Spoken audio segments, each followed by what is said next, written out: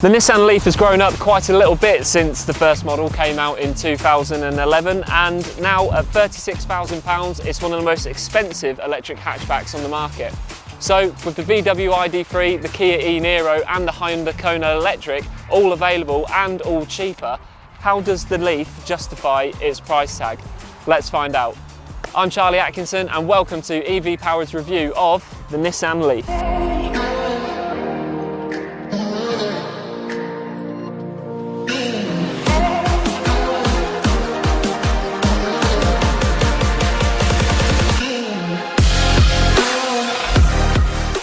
I've had this car for just under a week now, and everyone I've spoken to has given me a different take on it. Personally, I really like the look of this car, and I especially like the two-tone red and the black. It is a bit bubble car-like, but I think it does just enough to qualify as a decent looking car. And I especially like this little two-tone at the front, which matches with the grille and that little accent in there. That's a really nice touch, and that's only available on this e+Tekna model. This model also comes complete with 17-inch alloy wheels as standard, LED running lights, and on this e+Tekna version you also get the E+ badging on the charging point. The Leaf does have a 100 kWh fast charging capability, but it only supports the hard to find shadow mode chargers. Now that's the outside taken care of, what's it like inside? It's quite a mixed bag when it comes to the inside of the Nissan Leaf. There's some good bits and there's some bad bits. There's nice materials throughout. You've got a nice leather steering wheel, and the seats are leather as well, and they're nice and comfortable. So you've got a nice driving setup. However, it does feel quite old and quite dated for the inside of an electric car. It should feel a bit more modern and a bit more techy, but by far the biggest drawback of the inside of the Leaf is the fact that you can't adjust the reach of the steering wheel. It only goes up and it only goes down, and you can't pull it towards you or push it away from you, which really is quite disappointing for a car that costs £36,000. The entertainment system is okay. You get this 8-inch touchscreen display which is easy to use and responsive, but I suspect most people will plug their phones in and just use Apple CarPlay or Android Auto instead. The Leaf also comes with a number of parking cameras with a bird's eye view option, as well as Nissan Connect EV navigation.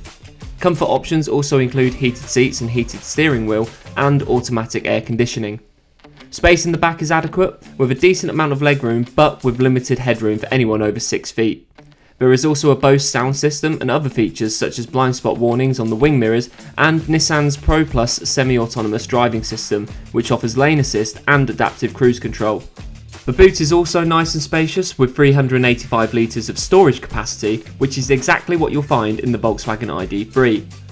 Now let's jump into the driver's seat and see what the Leaf is like on the road.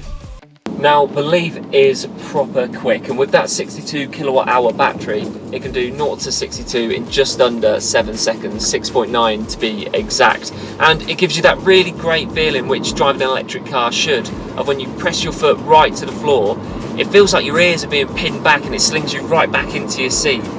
You do have to be careful with that though, because as soon as you do that and you do press your foot hard against the floor, you do really have to put both hands on the steering wheel and really manage it and get it under control, because it does wobble about quite a lot. It's almost like the car is telling you don't drive like an idiot, and it's almost reminding you that the car is built for comfort rather than speed. So I'm first at a set of traffic lights here, and I just want to show you how fast this car is off the mark. So as soon as the lights change, I'm going to put my foot to the floor, and yeah, you'll be able to see just how fast this car is off the quick. So red, amber, green, go. See what I mean about the handling going all over the place? You really do have to fight that to get it under control, but this car is seriously fast. The ride on this is pretty smooth. It does turn you into a bit of a bobblehead every time you go over a pothole or just a little bump. It does start slinging you about all over the place, but it's not too severe. The handling's pretty good as well. If you do chuck it into a corner like I'm just doing now, it does stick to the road and there's not too much lean in the body, which is nice. And yeah, all things considered, it's quite a nice, comfortable, easy car to drive. It's not too uncomfortable. It's just nice and simple and straightforward. Now this range stopping Nissan Leaf can officially achieve a range of up to 239 miles, which in real world is about 200 miles comfortably. It also performs quite well in eco mode as well. A lot of electric cars have a bit of a significant drop off in performance when they put it into eco mode, but the Nissan Leaf isn't like that. So that means you can really make the most of your miles by switching it up into eco mode.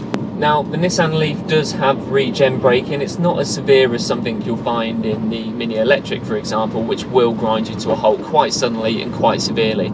It's not like that in the Leaf. It is improved slightly when you're in eco mode, but that still won't get you to a stop as quick as you'd like. I do find myself having to use my left foot for braking, which does eliminate that one pedal driving, which drivers of electric cars do get used to quite quickly. So at the start of this video, I wanted to see if the Leaf could justify its price tag, and to be honest, I don't think it does. With that being said, however, I really do like this car. It's quick, it's comfy, and it rides really well. However, when you start comparing it to some of the vehicles we spoke about at the start of this video, the Leaf is really let down by its price. However, if your heart is set on the Leaf and if you can afford it, I'm sure it won't disappoint.